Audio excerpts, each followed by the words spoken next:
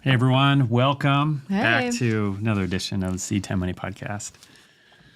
And Here we are. here we are. What are we eating today?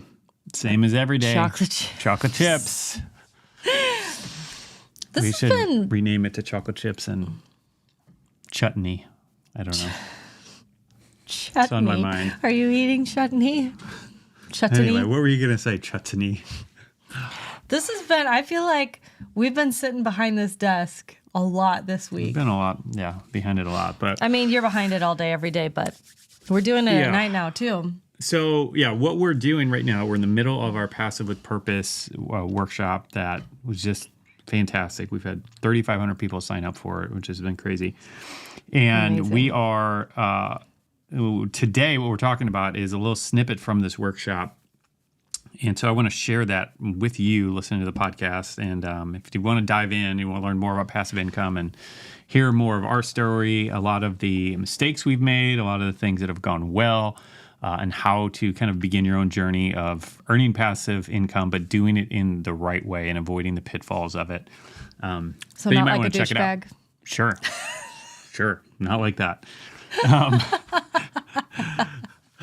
So with that, I'm going to flip over the slides for this one. This would be a good one to watch on YouTube. But if you're listening, I'm going to do my best to kind of like talk through this so you Right. can actually understand what we're talking about.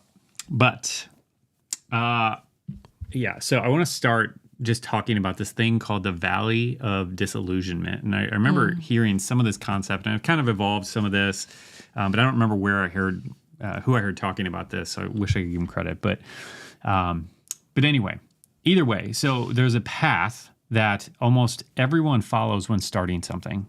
Okay. So whether this is starting a business, whether this is trying to lose weight, Thinking about moving. maybe even moving. Yeah. Like I haven't thought through like all the different things. A lot of things. But trying to Parenthood. create a new strategy for generating passive income. It's just a common path that most people go through. And I'll just kind of take you through that journey. Okay. And so what we're doing is you start here, and I'm actually go to full screen on these slides.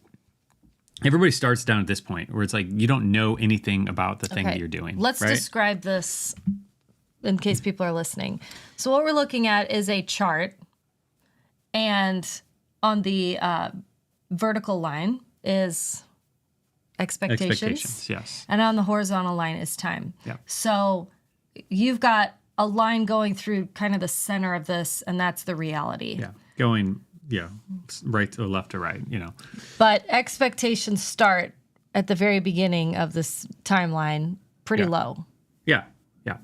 So anyway, so you start over here at this, far left corner, and you don't know anything about the thing that you're doing. So let's just talk through starting a business, because that's the thing that's most relevant in my mind and the thing I'm most familiar with and everything. And so we start here. You don't know anything about what you're learning about.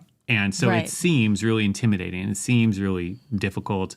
But then as you begin to learn something, you, in many cases, quite often, like you start to become over exuberant about it, and you start to think, wow, oh, that's all you do? This is really, really easy. Okay. And so then you have this phase. I would liken that to when I was babysitting, and I think, at first I'm like, I don't know anything about kids. Then I babysit and I think, oh man, I know everything now. Yeah. So when I go to have a kid, I'm like, this will be easy. Yeah, because you understood some of the basics and some of the surface level stuff, but you didn't realize there's stuff underneath the surface that you couldn't see. Yeah. And you didn't know what you didn't know. And that's really what this phase is, where it's like you go from not knowing anything to not understanding, just not understanding the fullness of kind of what's going on. Right. So you come to the top of this little chart here, and now you're at the peak of inflated expectations. Are you okay? Yeah. Doing cool? Okay. Are you okay? I don't know. You're just looking at me kind of funny. So we Now find they're our definitely way. going to turn over to the YouTube channel so they can see what my face looks like. So anyway, you find your way to the top, this peak of what we're calling inflated expectations. And so this is where after you're like, oh yeah, this is so simple. It's like, oh, this is how you start a business, So I'll get into one of my examples in a minute, what that looked like. But, and then once you reach this peak, it's like, oh yeah. And so your optimism is so much higher than reality. So the reality is it's harder than it appears at that point, right? I'm going to have a baby and it's going to be a breeze. And I'm just going to take this little pet with me wherever I go. Just like having a pet. No big deal. And dress it up cute. Yeah. And then you find out that they poop on you. In that and little do a outfit. lot of other things. Yes. So then you quickly go from this peak of inflated expectations to you drop off of a cliff. Like once you kind of start going and maybe trying it and then you fail a time or two and, in the reality, all of the obstacles, it's like, whoa, there's way more obstacles than I realized. Right. And so then you fall off a cliff into what we're calling the valley of disillusionment. And this is, for those who can't see the chart, way below the reality line. Yeah. So now you're at this point where it's like, this whole thing is just completely impossible. And you're so negative, like all the optimism you just had is completely lost and you're drained and now you're completely disillusioned and you're like, this is just really difficult. And this is where most people quit. And then what they do is they start over. They go back to the beginning and they hear about, this other idea. It's like, that seems easy. I could sell stuff on Amazon, or I could go do this. I could do this drop shipping thing, or I could go whatever, start a bakery, like whatever the thing is. And then they keep going through this cycle up and down this curve and just keep going and just keep quitting at that point in the valley of disillusionment. But the key is to just hang on because you come out of the valley of disillusionment as you just work through it and continue to learn and you get back up to that reality line. Yeah. And that's what we're after. So I want to go through my story now of what this looked like when I was wanting to start a business and begin building some passive income. Okay. Yeah. So, my story, I've talked about this a lot on the podcast, so I won't go through the whole thing, but in corporate America, I found myself trapped in a job I wasn't good at, I didn't like, was passed over, blah, blah, blah. Very, very difficult season for me. And all I wanted to do was start a business, but I had no idea how, I had no idea what, no idea any of these things.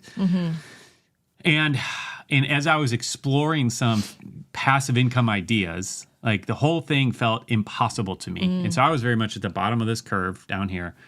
It just felt absolutely impossible. I knew nothing about it. And so I felt like I wasn't smart enough. I didn't have good enough ideas. It would take me the rest of my life. I would never be able to do this. And so if I thought about, music, because I was interested in music, and it's like, all right, well, what if I start writing some songs and whatever? And that, I knew how to write a song. So that wasn't that overwhelming. But the thought of how do I get a whole bunch of people to hear it? I was absolutely intimidating. I don't know how to do that. I have no idea. Well, and I think that's a really good piece to pull out of just having a business and being an entrepreneur in general is that just because you're good at one thing doesn't mean that you're automatically good at all the other things that come with it. Yeah. But you can grow in that. Yeah, absolutely. Yeah, and so that was one thing, and whether it's that or writing articles, I remember thinking, all right, could I write articles? It's like, well, I can write art. That doesn't feel that hard to write an article, but how do I ever turn that into money? How do I ever get anyone to ever see that? Totally.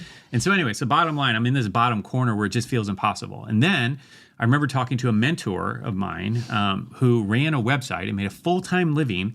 And this is in 2007, made a full-time living from a website. And I'm like, how do you do that? I guess you put ads on there, but how do you make enough money to pay your bills? Yeah. It just blew my mind. And I didn't understand. And, and so I couldn't wrap my brain around how you could ever do that and turn that into significant enough income. And it felt impossible. Okay. So that's this point down here. And this is where most people are. So most people hear that just feels too hard. I'm never going to try that. It just feels impossible. Okay. Now what happened was I discovered this book on SEO or search engine optimization at that point. And I read it cover to cover, and basically it said, and explained how, you write an article, and then what you do is use the right keywords for it, and you do these other things on the site. And put those words in your article. And then someone will come on Google, type it in, and then they'll find your article, and then they'll read it. And then, you just drop this line of code in, and then you have ads pop up on your site. And I'm like, oh, wow, this is awesome. This is easy. That's it. I'm gonna be a millionaire in just a couple months because I can write article. I can write an article every day. This isn't that hard. And I'm going to make millions of dollars. And so I quickly went from this point up to the peak of, inflated expectations. And so I'm sitting here all starry-eyed just thinking, this is great. This is easy. Your head looks inflated there too. My head looks a little inflated. It was. And anyway, so then I started to, apply that to writing on a blog. And as I did, I started bumping into these obstacles, one after another after another. It's like, oh, this is not, Your site crashed. How do you fix it? The book wasn't wrong. It didn't give me misleading information. I don't even think it left anything out per se. It's just there was more to learn that I didn't know. Right. I didn't know what I didn't know. And then as soon as I started to know what I didn't know, dropped off like a cliff down this path, all the way back down into the valley of disillusionment, to where I'm like, this is just stupid. This is a waste of time. This is never going to work. Like, this is just way harder than I thought it was going to be, or whatever. Yeah. Okay. And so I'm really, really thankful that I didn't quit at this point while I was sitting down here, like all discouraged, because what I did was I just kept going, and I kept going through those failures, kept making those mistakes, and kept learning one after another over and over and over again. And as I did, I slowly started to climb out of this valley of disillusionment, and then eventually found myself back up to the reality line. Yeah. Okay. And so to where my expectations had met reality. Because, the interesting thing is like, well, this whole valley and this path from this valley up to the reality line, this is where most people quit again, because you've just been dropped from being so optimistic about this thing down into the abyss of like the pit of despair. Yeah, like you're just like, oh man, this is just gonna be work. Like it's not gonna be nearly as easy as I thought. And to be honest, it would be a whole lot easier if you never even went up to this peak.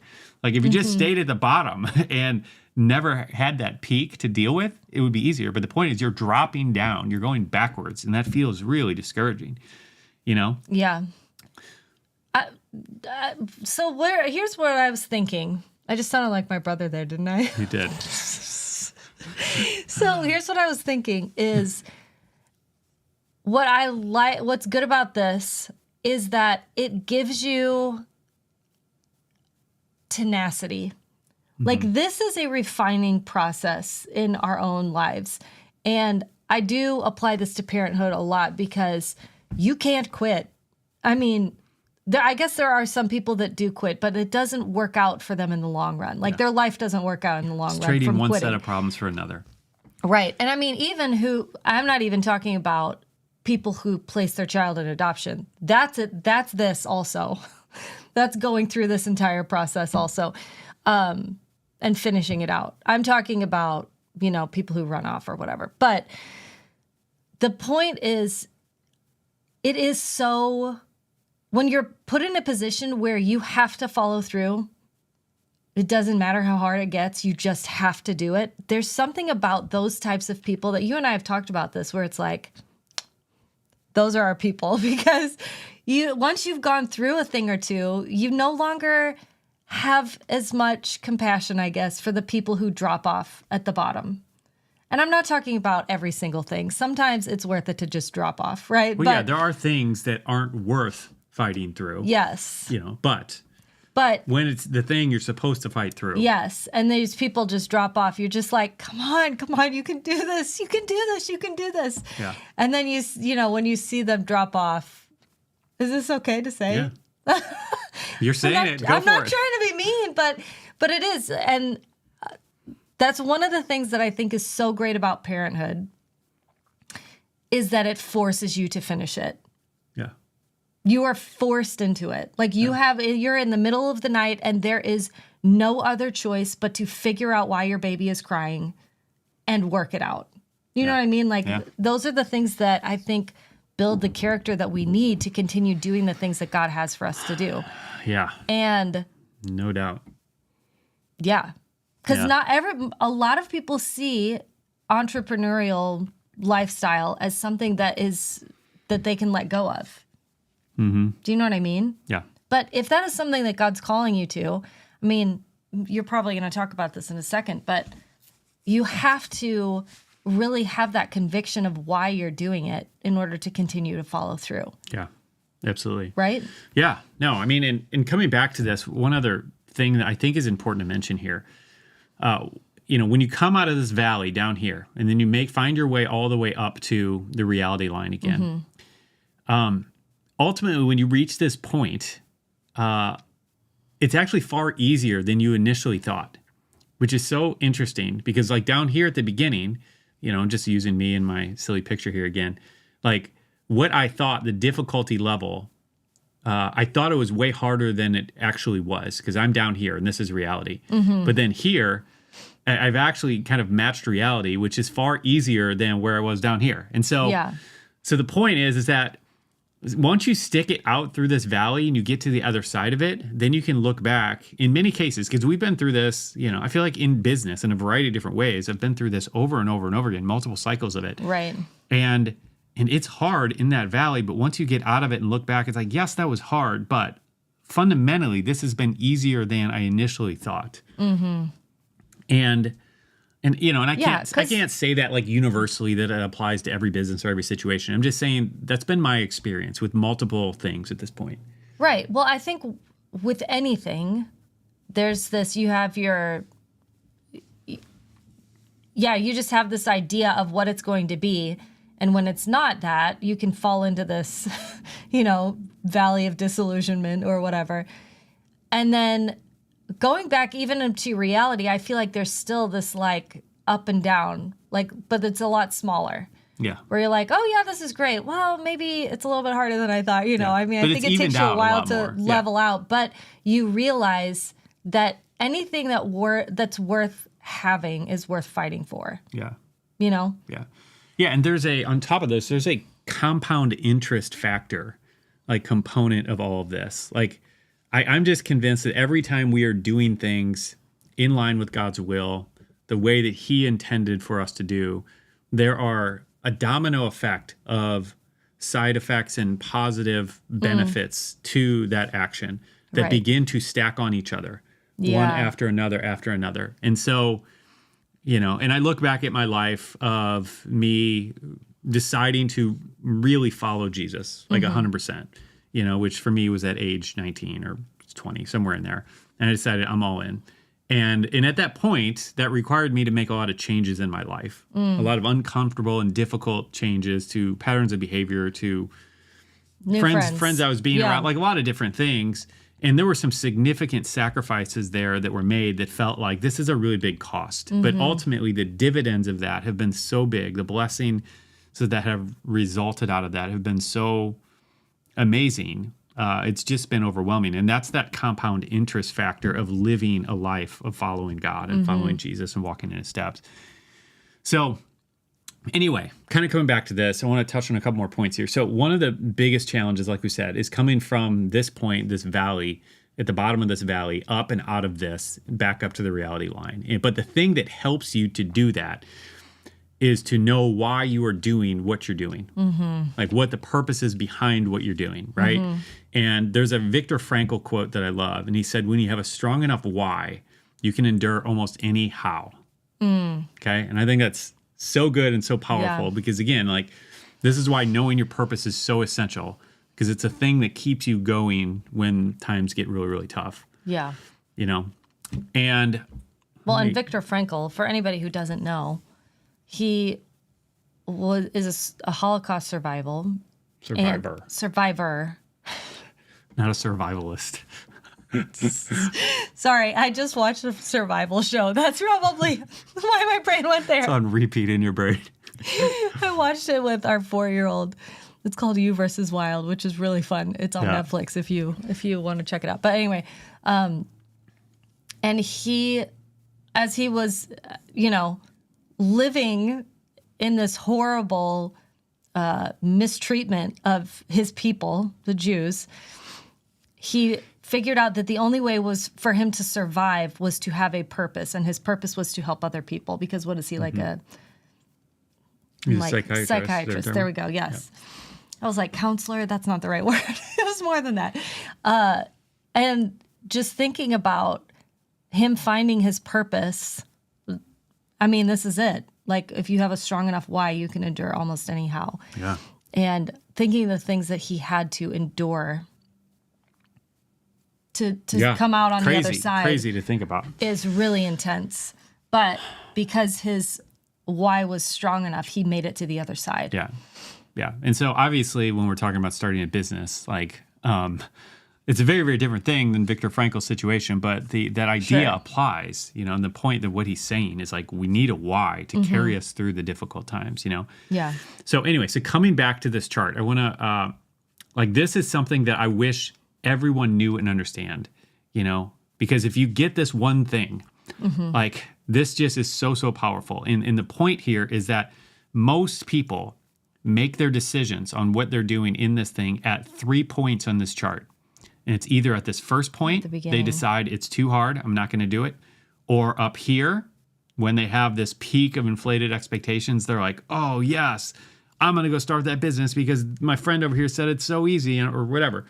Right. I'm going to go start trading NFTs and spend $10,000 in NFTs because everyone's becoming a millionaire overnight. Like these points where you have this inflated expectations, people will make decisions there. And then people make a decision in the valley of disillusionment. Okay? And so those are the 3 points that almost everyone makes their decisions. But the thing to understand here is that none of them are an accurate reflection of reality. Yeah. So these first two are not an accurate reflection. It feels way harder than it actually is. Yeah. For this and this. But at this other one, it feels way easier than it actually is. And so you need to be very wary of ever making a decision at any of these 3 points because they're not accurately reflecting reality. Well, and just have the ability to ride the wave. Like think of I mean, even if before you think it or before you decide to start something, can you think through, is this worth me riding that wave? Because it's probably going to happen, right? Yeah. And so just being aware of that. Yeah. That's the point. Because when you understand that this is the path, this is the pattern, and you know that this is what it's going to be like, and you know that everyone goes on this path, like it just makes it easier to kind of stick it out when you are going through it, and because you knowing like at some point this is going to level off, and not seem too easy and not seem too difficult. Yeah. And so just kind of adding to this a little bit, the fact is that when you're in this valley and you're trying to come out of it, if you apply yourself to just learning and making mistakes and learning from them, like over and over and over again, as much as possible, like you can come out of this pretty quickly. And I remember a quote by the founder of IBM. He said, if you want to double your speed and your rate of success, you need to double your rate of failure. And I've always loved that. It's been something I've taken to heart because that is the key. Like, I'm telling my kids this all the time. Like, if you want to get better at something, you just need to fail at it. My daughter's all upset because she's trying to draw a squirrel and it doesn't look like a squirrel. And I'm like, you just need to keep failing. Like, you're getting better every time you fail. Like, I'm watching it, And so there's just so much truth to that. You don't get better just by doing it perfect every single time. It's by going through the iterative process of failing and learning from the failure. And each time you get better. And if you do that, you can climb out of this valley pretty quick in a lot of situations, Yeah. So no matter what it is that you set out to do, I want you to remember this chart and remember this valley of disillusionment, that this is the pattern here. Because again, when you remember this, it makes it so much easier to get through some of these things. Well, and I think too, it shows you that it is outside of yourself and it's not part of who you are. Do you know what I mean? Yeah. So it's not that it's too hard for you, or it's not that it's too easy, it's going to be super easy and you're so smart. And it's not that, oh no, it's too hard again. Like all of this is just a path which you follow to find the reality, to find like where you really fit in. And it's a learning path rather than, well, I'm not smart enough. Yeah. Or exactly. I got this. Because that, like what you said, it's like your head gets big and you get this inflated ego where you're like, oh yeah, I'm way smarter than everybody else. The number of times that I've seen people go on this path and go to the up, back to the down, and then like, I'm throwing in the towel. I'm going to go find something else. And they just go up and down, find something else. Gosh. Like I've just seen it happen so many times. And and I would love to help you not do that if you've done that. And, and I think we've all done it. Like I've done it plenty too. It's just a matter of learning. And again, especially when you know it's something you're supposed to do, to be able to fight through. But anyway. Well, yeah. And I think that's why I know in our TFF class True Financial Freedom. Sorry, that's just the internal speak. Insider lingo. Insider lingo. But in that class, we do a lot of exercises that helps you work through some of this idea, because this does happen with your finances. It happens with investing. It happens with, lots of different things, as we've talked about. And I think when you identify, like, that's such a powerful thing to do, is identify why you're doing something. Yeah. Because if you can get solid on that, then you can ride the wave a lot easier. Yeah, that's good. Yeah. All right, let's Anyway. read a little bit of a testimony of what yeah. God's doing. We just got a cool story somebody sent in. Yes. What God's doing in their life. So this was from our real So money. so this method? is one of our students in a real money method class, and we just follow up with our students, say how has your budget impacted you or whatever. And this is what he had to say. So he says, man, your method has been a game changer. I always knew how to budget. I'm a financial peace graduate, an engineer, spreadsheet nerd. I just never could execute the budget. Within weeks, peace and calm settled over my finances. No more having to dig into savings to cover monthly expenses. No more constantly checking account balances. I read that like checking account balances. Anyway, we now have over $700 a month to pay down debt, plus we're saving money and filling sinking fund accounts. Yeah. I already have made my investment in your course several times over. So That's amazing. what I love about that is specifically where he mentioned within weeks, the peace and calm Yes. came over.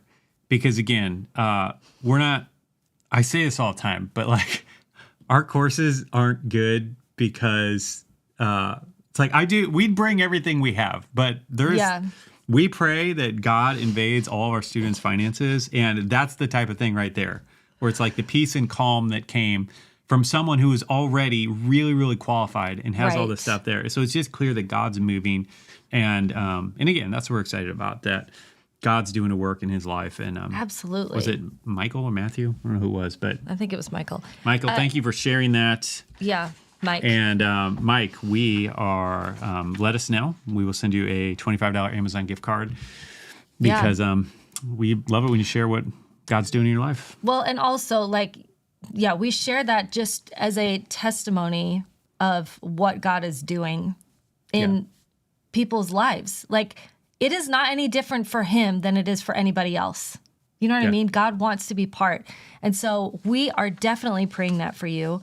But join in that prayer with us, that God would, be in your finances and he would show up in a way that you're not expecting or that you don't know how to even ask for, right? Yeah. And I mean, and one thing that I think we need to keep talking about more and more, but the SeedTime community as a whole, I think we just all need to be praying for each other as a group. Yeah. Because, there's a lot of challenges that we have as believers, and we're in this together, And so we might as well all just be praying for each other and supporting each other. Be praying for us. We're praying for you. And I think we should figure out some way to kind of, connect some dots with that and make some opportunities for community. Maybe we can do some more in the Facebook group. But if anybody has any ideas too, let us know. Yeah. But anyway, we're open. So your action item for the day is I want you to be thinking about this valley of disillusionment. I want you to think through an example in your life where you went through this, and ideally one where you made it through, and you made it through to the other side. Like, let's focus on that, because we don't need to just dwell on other failures. Let's focus on the successes, because I'll bet you've had some successes where you've gone through and you've made it through. So let's focus on those, and what can you learn from it, and how can you apply that to the next thing that you try, whatever that is, the next challenge that you're facing. Yeah. So I love that. You're awesome. If you want to join us for this Passive with Purpose workshop, we'll have a link in the description. You can check that out. And that's all for today. Yeah. Have a good one. See ya. See ya. Bye.